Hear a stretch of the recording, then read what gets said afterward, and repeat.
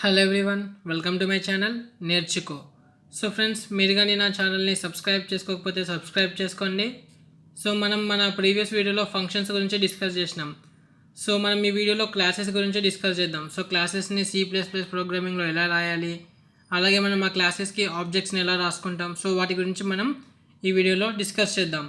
So బేసిక్గా class అంటే ఏంటంటే మన ఆబ్జెక్ట్ యొక్క బ్లూ ప్రింట్. సో మనం ఆబ్జెక్ట్ని బేస్ చేసుకొని మన క్లాసెస్ని రాసుకుంటాం. సో మనకు క్లాస్ రాసుకున్నప్పుడు మనము 3 టర్మ్స్ని గుర్తుపెట్టుకోవాలి. సో అవి ఏంటంటే క్లాస్ నేమ్, యాట్రిబ్యూట్స్, ఇంకా మెథడ్స్.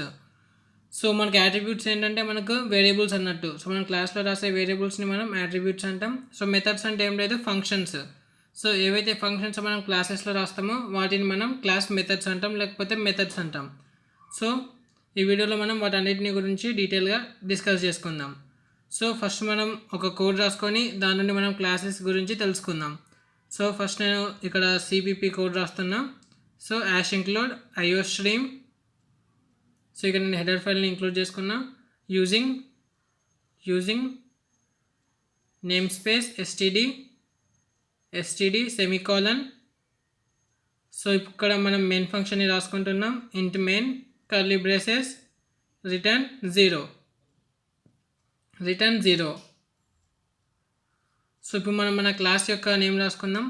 సో ఇక్కడ మనం క్లాస్ కీవర్డ్ వాడుతున్నాం. సో క్లాస్, దాని తర్వాత మన క్లాస్ నేమ్ రాసుకుంటున్నాం. సో మన క్లాస్ నేమ్ వచ్చేసి స్టూడెంట్ కర్లీ బ్రేసెస్. సో ఇక్కడ మనకు 3 డిఫరెంట్ యాక్సెస్ స్పెసిఫైర్స్ ఉంటాయి. సో పబ్లిక్, ప్రైవేట్, ఇంకా ప్రొటెక్టెడ్ మోడ్ అని చెప్పేసి.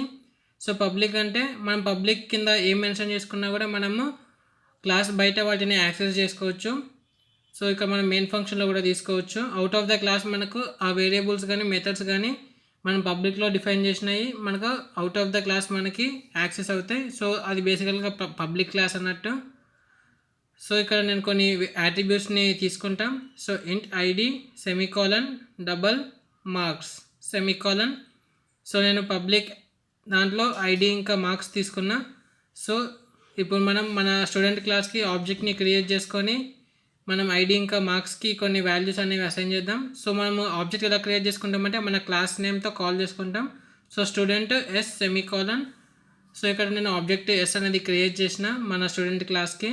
సో మనకి అది పబ్లిక్లో ఉంది కాబట్టి మనం యాక్సెస్ చేసుకోవచ్చు out of the class. So మనము యాట్రిబ్యూట్స్ని ఎలా యాక్సెస్ చేస్తామంటే డాట్ ఆపరేటర్ వాడతాం. So S dot ID equals to 1, S dot marks equals to 25 semicolon. So ఇప్పుడు నేను ఆ అట్రిబ్యూట్స్కి వాల్యూస్ అనేవి ఇనిషియలైజ్ చేసుకున్నా. సో ఇప్పుడు మనం ఐడిని ఇంకా మార్క్స్ని ప్రింట్ చేసుకుందాం.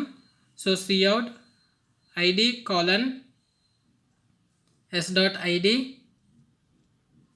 N Line character cout marks colon S dot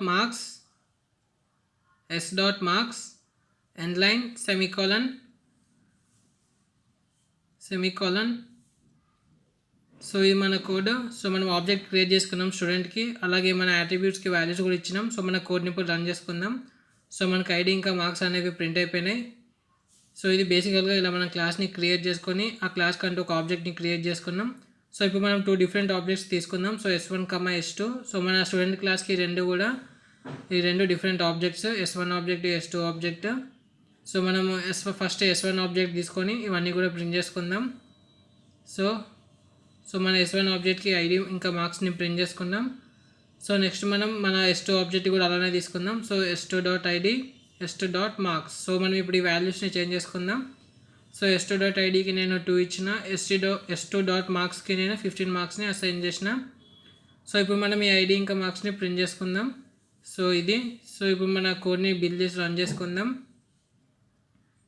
so మనకు మన స్టూడెంట్ ఆబ్జెక్ట్ అంటే సెకండ్ ఆబ్జెక్ట్ ఐడి ఇంకా మార్క్స్ కూడా ప్రింట్ చేసుకున్నాం. సో ఇలా బేసికల్గా మనం ఒక క్లాస్ని క్రియేట్ చేసుకొని ఆబ్జెక్ట్స్ని క్రియేట్ చేసుకుంటాం.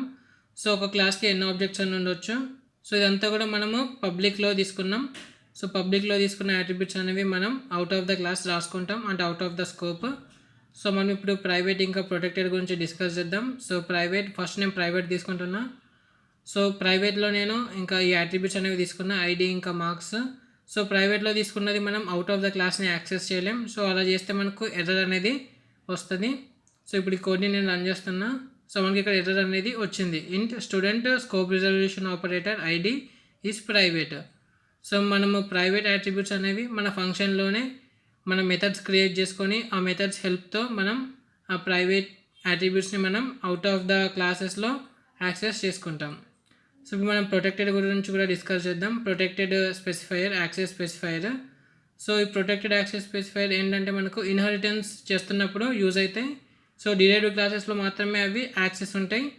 సో దాని తర్వాత ఇంకా వేరే క్లాసెస్లో మాత్రమే అవి యాక్సెస్ రావు. అంటే ఇవి కూడా ప్రైవేట్ లానే. సో మనకి ఇక్కడ ఎర్రర్ వచ్చింది, ఇంట్ student scope resolution operator ID is protected అని.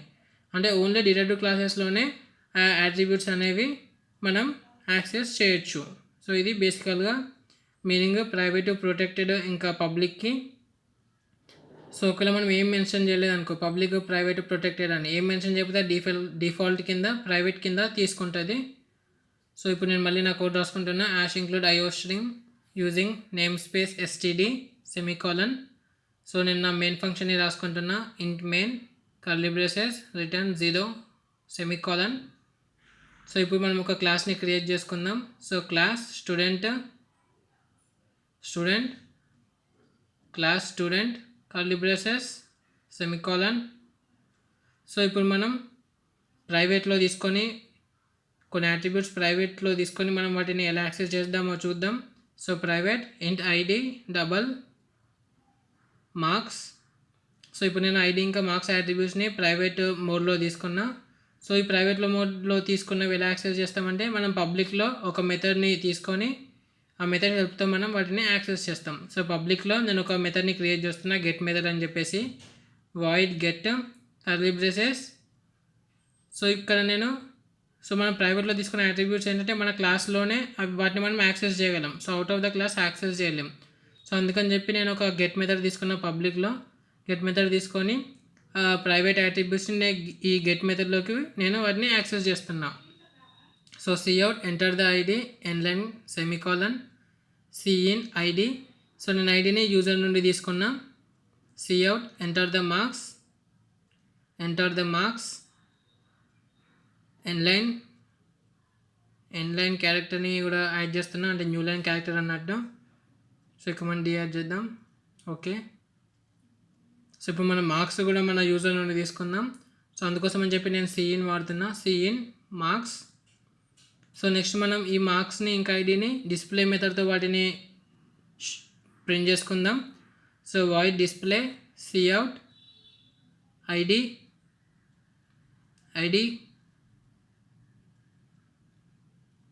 సో ఐడి ఎన్లైన్ సెమీకాలన్.